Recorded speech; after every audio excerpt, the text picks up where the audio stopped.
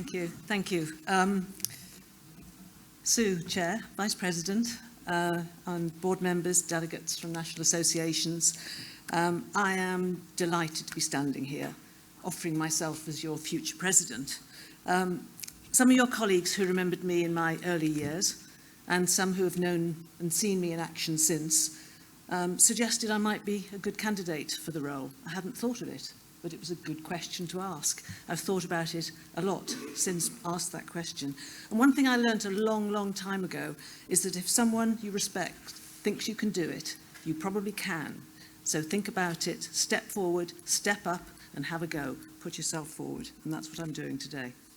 So it felt right to be doing it when I reflected, because netball gave me huge confidence to achieve beyond what I thought might be possible at all in my career.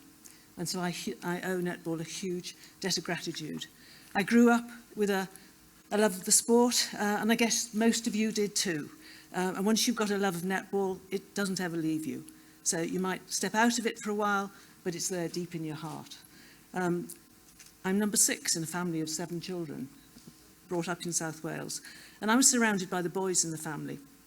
So I started my journey playing football and cricket in the local park and trying to be better than the boys. I was better than the boys, actually, my brothers, and they know that too. And so my running skills and my ball skills developed there in those local parks. And when I discovered netball at the secondary school, it was the magic fit. It was perfect for me, and I loved it right from the start.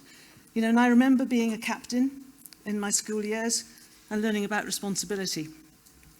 I remember umpiring with a friend in a local league when our teachers were playing, and that was scary, but we did it. And I particularly remember the time when I was leaving school in Wales to go to university in England, and one of the teachers from another school said, "Don't lose touch with Welsh netball." And I thought, I think she thinks I could play netball for Wales one day. And I did. She was right. And from there, I saw the world of sport and its administration at a national level and at an international level. Netball opened my eyes to new opportunities that changed my life.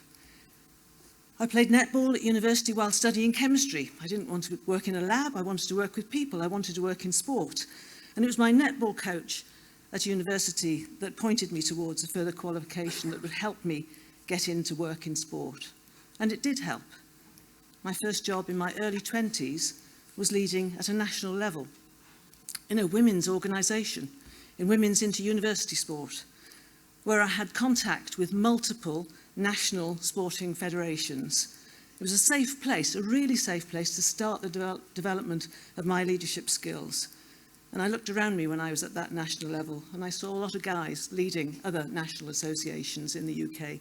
And I thought, you know, they're no better than me. I could be one of those in a bigger organisation. And my second job was as the first paid executive of England Netball at the age of 27. They took a risk on me. It was an opportunity given to me by Pat Taylor, who was chairman at the time and later became the INF President.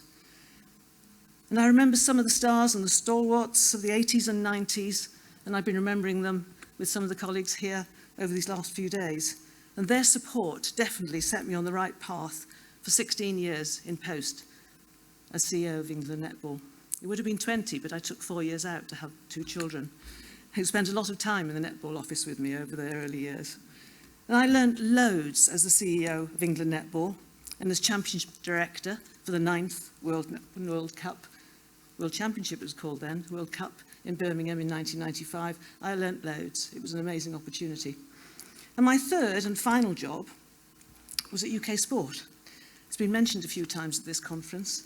UK Sport is a funding agency here in the UK, predominantly for high-performance sport, all things Olympic and Paralympic, trying to inspire the nation through Olympic and Paralympic medal success by British teams, but also major events and major event support that we've given here to this event here, a special event here.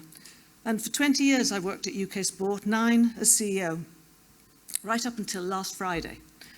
And it was a real privilege to work with and for so many talented people. I haven't had any time to think about retiring before I'm here, actually, putting myself forward for this opportunity. I couldn't resist it. My husband thought I should take a month off at least before thinking about doing anything else, but I got my own way as usual. So this is day 3 of my retirement.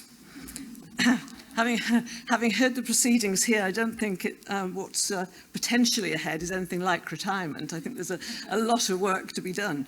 But now I have some time that I can give back to others, and it's not surprising that I'm drawn back to my version of Back to Netball and its unique power to attract and engage women, particularly women, but not solely women, engage women and girls to inspire them to achieve beyond what they think might be possible.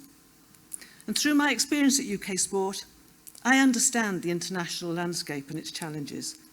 I understand the importance of the developmental athlete pathways and the key ingredients that create winners. I understand the importance of showcasing our sport. I understand the aspiration to be an Olympic sport. And I understand the importance of good governance that forms the backbone of all successful organisations. And I understand that this great sport is being held back by the availability of resources, and solving that must be a top priority. But I don't yet understand everything.